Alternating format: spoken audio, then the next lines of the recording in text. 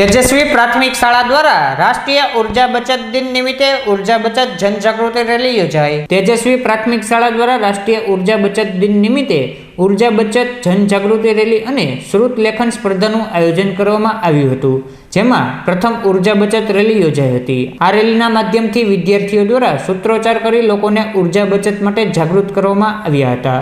તદુપરાંત શ્રુત લેખન સ્પર્ધામાં શાળાના વિદ્યાર્થીઓએ ઉમળકાભેર ભાગ લીધો હતો, જેમાં બાળકોને પ્રમાણપત્ર અને વિજેતા વિદ્યાર્થીઓને ઇનામ આપી પ્રોત્સાહિત કરવામાં આવ્યા હતા।